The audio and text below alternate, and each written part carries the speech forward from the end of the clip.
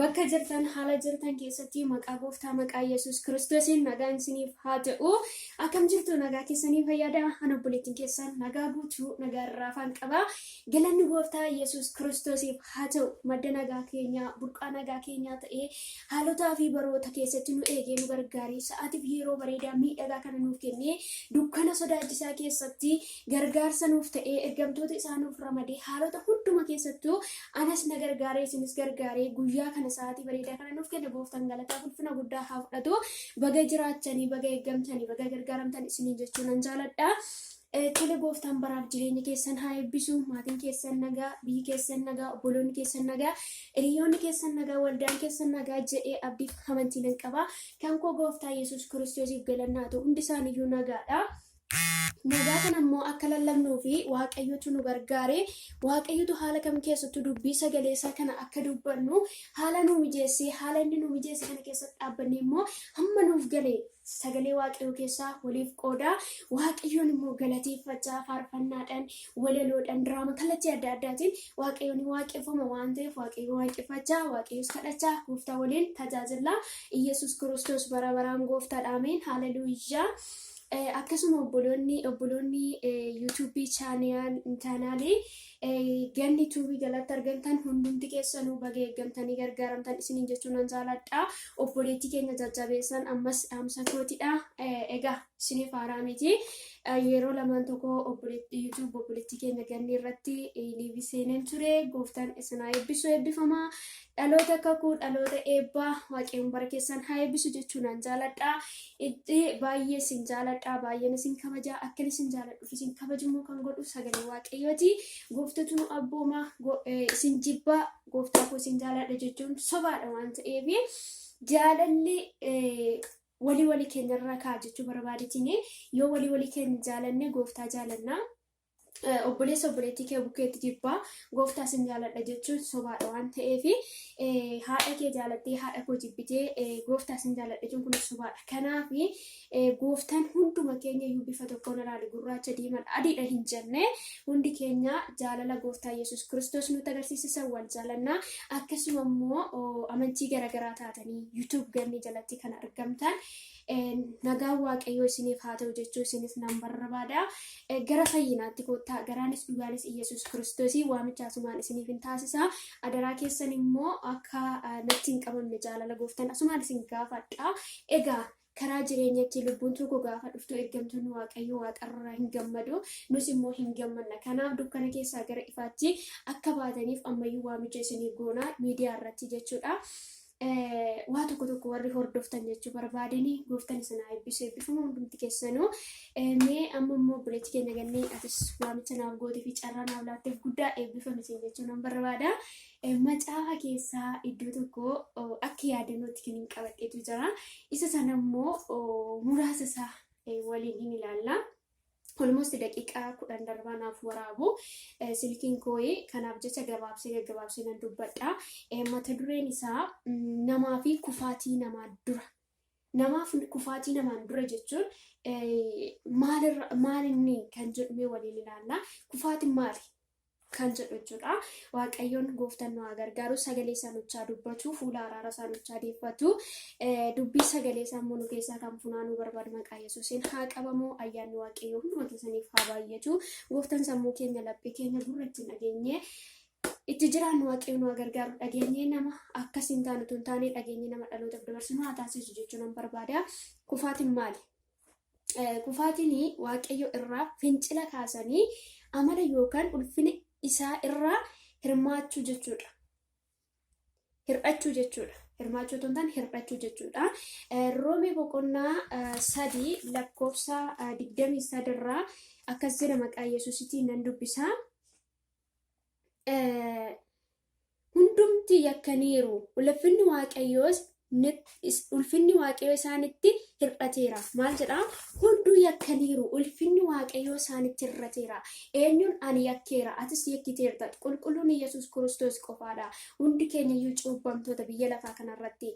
Kanaaf kan hunduu yakkaniiru, ulfinni waaqayyoo itti hir'ateera jedhee garbichi waaqayyoo Phaawulos iddoo kanatti nutti dubbata.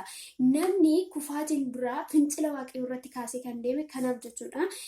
Namni yeroo sirrii turetti waaqayyo wajjiniin hariiroo sirrii qaba ture. Namni yeroo maal godhutti Addaam yookaan yeroo Eden keessa jiraachaa turanitti waaqayyo wajjin walii galuu, waaqayyo wajjin dubbatu, waaqayyo wajjin walitti dhufeenya guddaa qabu jechuudha. Garuu sababa boftii Yohaan dogoggorsiisterraan kan ka'e kufaatiin cubbuun eekelennaan jedhee isaan irraa madde jechuudha. Fakkeenyaaf quba walitti qabu Yohaani bofatti quba qabde Addaam Yohaanitti quba qabe jechuudha. Isarraan kan ka'e ammaanis eekeletu naan jedhe eebilu akkana godhe jennee walamachaa maal jechaa kan deemnu, kanaaf wal dogoggorsiisaa kan deemnu achi duubaa dhufe waan ta'eef jechuudha. Kanaaf waaqayyo hunduma keenya iyyuu haa gargaaru. Namni yeroo sirrii turetti maal qaba? Waaqayyo wajjin walitti hariiroo sirrii qaba ture jechuudha. Seera uumamaa boqonnaa 2:16 dhaqaa dubbifadhaa yeroo kootiin fayyadama. Akkasumatti iddoo tokko isiniif kenna jechuudha. Seera uumamaa boqonnaa 2 lakkoofsa 16 dhaqaa dubbifadhaa. Yeroo isaan iddoo gannat keessa turanitti walitti walamachuun hin jiru. Yeroo sanatti waaqayyoon isaan gooftaa ta'ee ture, wajjiniin walitti dhufeenya baay'ee qabu. Kanaaf yeroo durii yeroo Addaamiif Yohaanii hedan keessa jiraachaa jiranitti akka ammaa kanaa miti. Sababa boftii Yohaan dogoggorsiisteef baay'een keessaan seenaa kana ni beektu. Wangeelaa uumamaa keessaa kaastanii yeroo dubbifattan in argatu jedhee yaada. Addaamiif Yohaanii jedhamanii Waaqayyoon hin duuti kan isaan jedhamuun du'a foonii osoo hin taane du'a hafuuraa du'anii. Maal jedhaa? Yeroo sana duuti hin jiru. Garuu Waaqayyoon hin duutu jedheeni hin duutu kan jedheen immoo du'a foonii osoo hin taane du'a hafuuraa hin du'an jechuudha. Ulfinni Waaqayyo irraa fudhatame jechuudha. Duraan simboo qabu, ulfina qabu, kabaja qabu, achi keessatti jireenya gaarii jiraatu, jireenya gammachuu jiraatu. Garuu ergaa waan Waaqayyoon hin godhinaa jedheen sana, firii hin nyaatinaa jedheen sanarraa kutatanii nyaataniin booda ulfinni Waaqayyo sanarraa maal ta'e hin fudhatame jechuudha.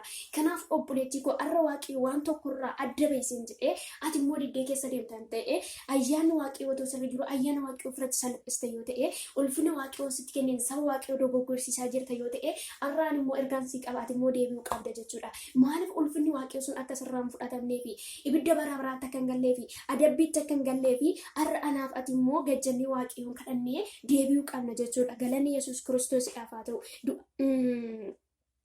Seexanni illee yeroo sanatti akkasitti dogoggorsiisaa turte jechuudha. Yesuus Kiristoosiif galanni haa ta'u. Cufuuf natti fakkaata. Yoo cufeef immoo baay'ee isiniin jaalladha. Gooftaan isin eebbisu qayyii diimaa natti agarsiisaa waan jiruufidha jechuudha. Itti fufnee yoo Waaqayyo nu gargaare ammallee inni ilaalla jechuudha. Seera uumamaa boqonnaa 3 lakkoofsa 6 dubbifadhaadha. Sirriitti bal'inaan ni argattu jechuudha. Seexanni akkamitti akka isaan kuffisee akkamitti immoo Addaamiif Yohaanii akka edan keessa gadi ba'an sirriitti achi keessaan ni argattu jechuudha. Waaqayyoon gooftaan maraaf jireenya keessan haa eebbisu. Eebbifamaa ayyaanni Waaqayyo isiniif haa ta'u. Amma kana kan dubbisee hin ga'a. Sirriitti macaafa qulqulluu dubbifadhaadhaan isiniif qabu barichi bara ulfaataadha. Biyya keenyaaf cimsaa kadhadhaa. Walii keessaniif kadhadhaa. Gola jirtan keessatti ayyaanni Waaqayyo isiniif haa baay'atuuti. Obboleettii keenyas jajjabeessaa kadhadhaa fi sheerii godhaa fi fooloo godhaa. Waaqayyoon immoo bara ishee haa eebbisu. Ogummaa keessa ishee jiru akka isheen isiniif dabarsitu jechuun dhaamsa kootiidha. Yoo Waaqayyo nu gargaare immoo torbanallaa Waaqayyo haala naami jeche barumsa lama cubbuun maalidhaa fi kan jedhu waliin ni ilaalla. Cubbuun maali kan jedhu immoo torbee dhufu itti fufnee yoo Waaqayyoon anaaf isin gargaare carraasaa nuuf kenne in jiraanna bazu'ee maaliif duraanis dabarree jiraanneerra. Gooftaaf galanni ulfinni guddaan haa ta'u. Baay'eetu badee baay'eetu kufee baay'eetu yeroo kana ga'uu dadhabee anaaf isin garuu yeroo kana keenya jiraanneerra ammas dabarree bazu'ee in jiraanna jechuudha. Keenya abdiin jiraata galanni Yesuusidhaaf haa ta'u. Barumsa lammaffaa cubbuun maali kan jedhu waliin ni ilaalla. Har'a maal ilaallee kufaatii namaa fi kufaatiin dura ilaallee turre. Amma immoo cubbuun maali kan jedhu waliin Waaqayyo nu gargaaree ilaalla jechuudha. Gaggabaabsitee ilaalaa jira malee yaadannoon kiin qabadhetti dheerada daqiiqaa kootti fayyadamuuf jechaadha. Isin immoo dubbattu jedhee yaada. Seera uumamaa keessa sirriitti yoo dubbifattan waa'ee cubbuun maaliin argattu. Waaqayyoon isin haa eebbisu. Eebbifamaa barri keessan jireenyi keessan haa eebbifamu. Yaa Waaqayyo isa dhageenya kan akka itti jiraannu maqaa gooftaa Yesuus Kiristoosiin ati nu gargaari. Ayyaana humna kee ol waaqarraa nu baasi. Dhaloota kanas gargaari. Bakka jiranitti ayyaanni kee humni keessaa wajjiniin haa ta'u. Karaaf kallattii isaan deeman hundumaatti yaa gooftaa karaan isaanii karaa eebbaa karaan isaanii yaa Waaqayyo waaqa jiraata. Ergamtoota kee kan ramadameef haa ta'u mana jiran haala jiran keessatti ayyaana isaanii baay'is isaan wajjiniin ta'i. Yeroo hafan guyyaa hafan keessatti ati anaaf dhaloota kana gargaari. Cubbuu keenya immoo yaa gooftaa beeknu wallaallee siyakkina ati nuuf dhiisi. Fuula araara kee nutti deeffadhu. Maqaan kee waaqa lafarratti haa kabajamu. Kan kanan jaalanne hedduutu jira. Maqaa Yesuus Kiristoosiin kan nu hordofu golee arfanirraa kan rukutame kan diigame haa ta'u. Fuula araara kee nutti deebisi. Kan hunda waan gootu si haa galatu. Maqaan kee eebbifamu maqaa